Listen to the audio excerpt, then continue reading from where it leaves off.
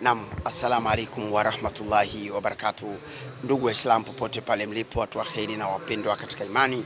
Hapa tupo katika ukumbi wa Dar Irshad, Markazi Kiwalani jijini Dar es Salaam. Hapa ndipo unafanyika mkutano mkuu wa Jumuiya ya Maimamu Tanzania kwa maana ya UMATA. Mimi ninayezungumza naitwa Juma Nchia, ndio mratibu mkuu wa umoja huu, lakini pia ni katika jumba wa bodi. Tuko pamoja na brother Maulidi Isa pamoja na Hussein Sefu Mchomolo kama jumba wa bodi. Viongozi wengi nafikiri mmekwisha tambua. Leo katika mkutano huu kazi kubwa inafanyika ni kujadili na kupitia rasimu ya katiba, ambapo tunakwenda kufanya UMATA sasa kuwa na katiba yake. Sheikh Sefu Mchomolo ataeleza kwa nini hatakuwa na katiba tangu mwanzo na kwa nini leo tunakuja kujadili katiba. Kubwa zaidi katika mkutano pia inajadiliwa taarifa ya utendaji wa maazimio baada ya mkutano wa kwanza kabisa mwezi wa 9 mwaka jana, na sasa hivi hapa ndio tathmini inakwenda kufanyika.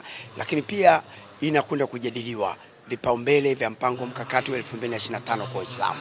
Kama tunavyofahamu, tarehe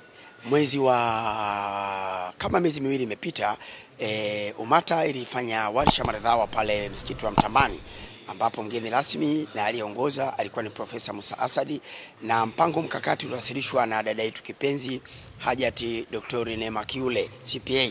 Katika mpango mkakati ule ulikuwa na vipaumbele ambavyo kila baada ya miezi mitatu maimamu watakuwa nakutana kwa ajili ya kutathmini, na katika hali kama hiyo leo inaanza mkutano mkuu kufanya tathmini, na baada ya hapo sasa tathmini itaanza kuendelea katika mikoa mbalimbali. Lengo ni kuwezesha maimamu na viongozi wa Kiislamu kuwa na agenda maalum, kuwa na vipaumbele katika muda maalum ambavyo wanashughulikia, ili inapofika mwisho wa mwaka waweze kuona matokeo ya kile ambacho walikuwa wanafanya katika maisha yao. Jukumu kubwa la UMATA pamoja na ratibu wake ni kujenga utamaduni na mazoea kwa Waislamu, kujipanga katika kila jambo ambalo linajitokeza, kuteua vipaumbele, kutengeneza mpango mkakati pamoja na kutengeneza mpango kazi ili kuweza kupata utekelezaji katika namna iliyokuwa bora kabisa pamoja na ufanisi. Mkutano wetu huu umeleta watu kutoka mikoa mbalimbali. Mfano mzuri, mkoa wa Mtwara peke yake amekuja na gari yao 35, lakini mkoa wa Katavi pamoja na mkoa wa Tabora watu zaidi ya 20. Wote hawa ni viongozi na ni wanachama kwa kujaza fomu. Mara nyingi sana katika mikutano mikuu ya Uislamu imekuwa tu kila mtu mwenye hamu ya kufika nafika. Yaani wakati fulani hakunaga tofauti ya jitimai na mkutano mkuu, au hakunaga tofauti ya kongamano na mkutano mkuu. Sisi tunataka kuonyesha kwa vitendo kama mkutano mkuu unahudhuriwa na wajumbe maalum. Mkutano wetu mkuu utakuwa siku 2. Leo umeanza mkutano mkuu asubuhi na utakwisha kesho Jumapili saa 4 za usiku. Hii pia ni njia ya kufundisha taasisi zingine kwamba mkutano mkuu tunahitaji kuwa na muda wa kutosha katika kujadili masuala mbalimbali ya usuyo Uislamu. Watu wengi wakipenda kujua UMATA umeanzishwa kwa malengo gani? Mbona taasisi ziko nyingi sana? Kwa nini nao UMATA uanzishwe? Tulisema yes, taasisi ziko nyingi, lakini UMATA ni ya kipekee sana. Umakini na utofauti wa taasisi moja na nyingine unatokana na malengo, sio jina. Mfano, zinaweza kuwepo nyingi taasisi za maimamu, lakini malengo yao na UMATA ikawa ni tofauti kabisa, na hivyo hizi taasisi haziwezi kuwa sawa sawa. Kwa mfano, moja ya malengo ya UMATA ni kuunganisha maimamu nchi nzima kwa kitu kimoja, na hilo limewezekana. Ndio maana kama tunavyoona maimamu hawa zaidi ya 500 wako hapa kutoka mikoa mbalimbali, ili ni kuonyesha kwamba umoja umewezekana. Lakini jambo la pili ni kuwawezesha maimamu kwa kuwapa mafunzo, kuwajengea uwezo ili waweze kupata uweledi na umahiri katika mambo mbalimbali yanayohusiana na uendeshaji wa shughuli za kidini. Tunafahamu vizuri mkoloni aliyeleta elimu hii ya kimazingira katika maeneo yetu hakupenda wala kukusudia Waislamu wengi katika watu wanaosoma. Ndio maana maeneo ya Waislamu wengi shule zilikuwa chache, lakini wale walijitahidi kusoma walishakuritadi. Sasa hivi sisi kama vijana wa Kiislamu tuna jukumu la kutafsiri mafunzo katika lugha ya Kiswahili kutoka vyuo vikuu mbalimbali na kuwaletea maimamu wetu ili waweze kupata ujuzi katika yale yaliokuwa yamekusudiwa. Kiingereza kisiwe kikwazo cha kupata elimu. Mkoloni aliweka Kiingereza ili kuwakwaza watu wengine wasisome, na hasa Waislamu na hasa watu wa pwani. Sisi tumesema tutatafsiri kutoka Kiingereza, kutoka Kichina na kuleta katika Kiswahili. Kutoka katika vyuo vikuu tutafundisha katika semina zetu, na hili linawezekana na linakwenda vizuri. Lakini jambo la tatu ni kusaidia maimamu kupata stahiki zao. Tunapozungumzia kusaidia, kwanza ku create awareness. maimamu wajue kwamba anatakiwa apate gari, anatakiwa apate mkataba, anatakiwa apate mshahara. Hata kama mshahara hapewi, lakini wewe unajulikana alitakiwa kulipa milioni 1 kwa mwezi, lakini haipo. Awe anajua fisabilillah yake kwa mwezi pale ni milioni 1. Lakini imamu anatakiwa kuwa na bima ya afya yeye pamoja na familia yake. Msikiti hata wenye watu 10 kulipa bima ya afya kwa ajili ya imamu ni jambo ambalo linawezekana. Lakini imamu anatakiwa awe na nyumba aliyopangiwa na msikiti, anakaa peke yake. Haifai leo imamu anaswalisha tu msikitini, alafu imamu anakaa katika nyumba ambayo yeye amepanga na watu tofauti mle ndani. Kuna mabarobaro, kuna wadada hajaolewa wamekaa huko ndani, nyumba zingine hazijapigwa singbodi, kelele chungu nzima kutoka chumba cha pili. Imamu anaishi katika nyumba kama hiyo.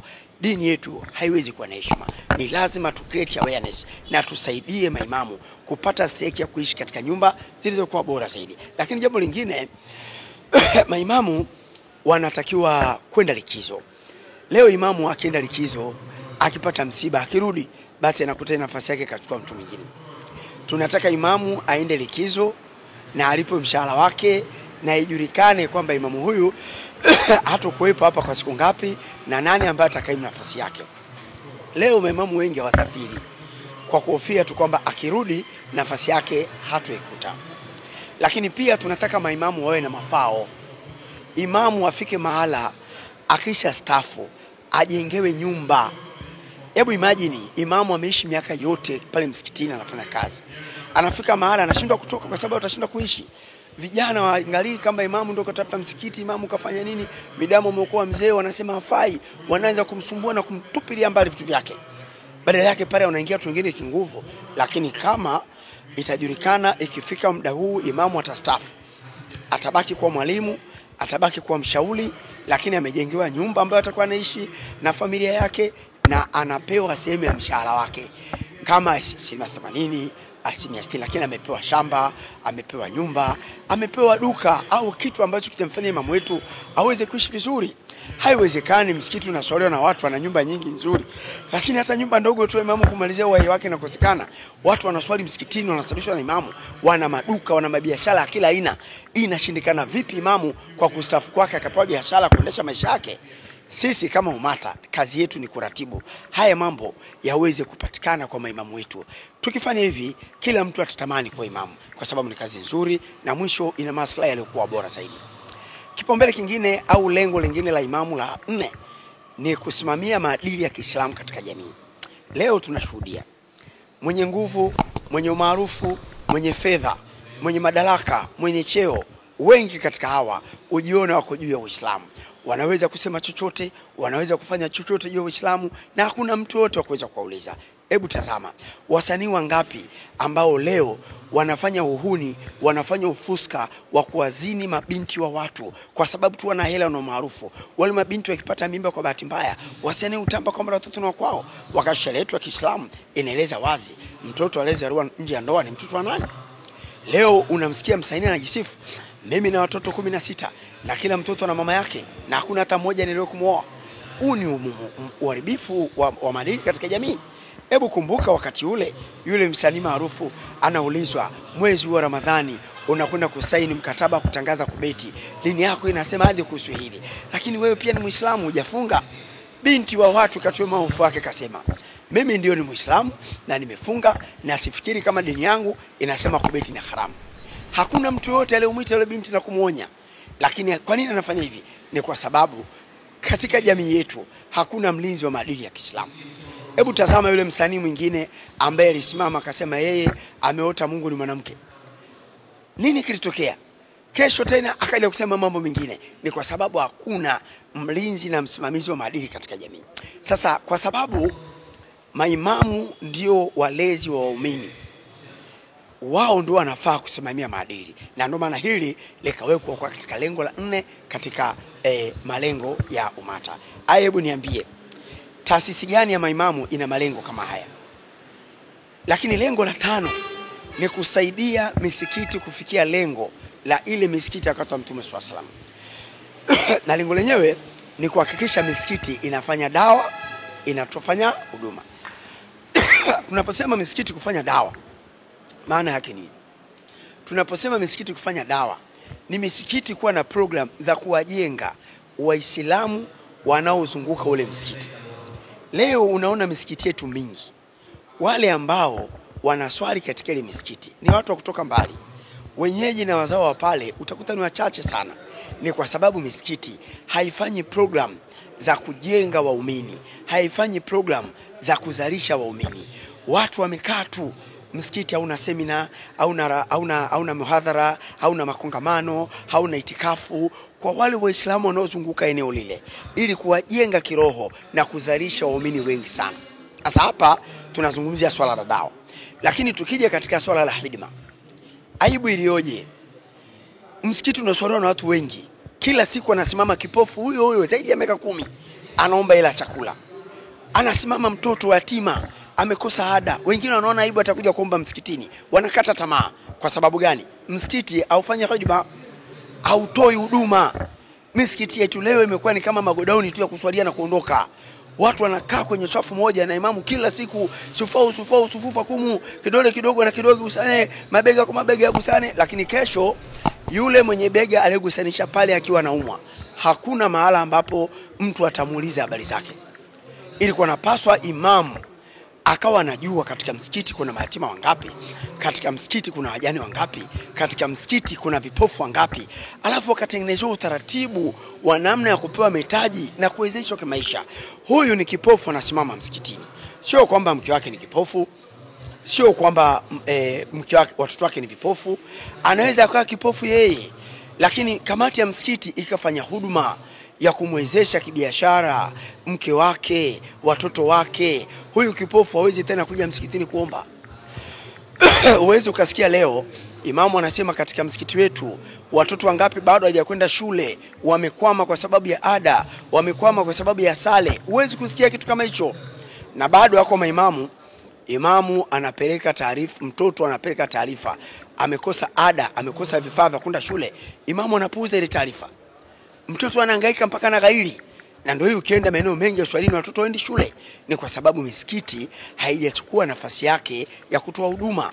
Kuna watu misikitini wana maradhi ya kudumu, wanatakiwa katiwe bima ili waishi kwa amani, lakini misikiti haishughuliki kukata bima haishughuliki bima ya imamu wala kukata bima ya mgonjwa. Hakuna msikiti ambao unakosa wazee, hakuna msikiti ambao unakosa wazee ambao hawana matunzo, hakuna msikiti ambao unakosa wazee ambao hawana chakula.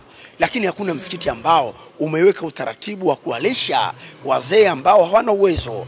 Jukumu hili katika umata, tunajenga uwezo kwa viongozi ili katika lengo hili kila msikiti ufike mahala uweze kutoa huduma kwa waumini wake. Haya ni miongoni mwa mambo ambayo yamepewa kipaumbele katika umata, lakini katika mkutano huu kuna mambo mengi ambayo yanakwenda kujadiliwa. La kwanza ni hiyo report tathmini ya mkutano uliopita na mkutano sasa, lakini pia kujadili maazimio yaliyopita na utekelezaji wake. Kuna kujadili programu ya maboresho ya madrasa, maboresho ya misikiti, programu ya safina, pamoja na mambo mengine kadha wa kadha. Ukiacha ule mpango mkakati, lakini kuna mambo mengi yanafanyika katika siku mbili kwa hapa. Ni matumaini yetu baada ya mkutano huu mwanga wa matumaini kwa Waislamu na mwanga wa mafanikio katika misikiti yetu utakwenda kuendelea. Niwape nafasi wengine katika mkutano huu. Mimi naitwa Juma Nchia kama mratibu mtendaji. Nashukuru kwa kunisikiliza.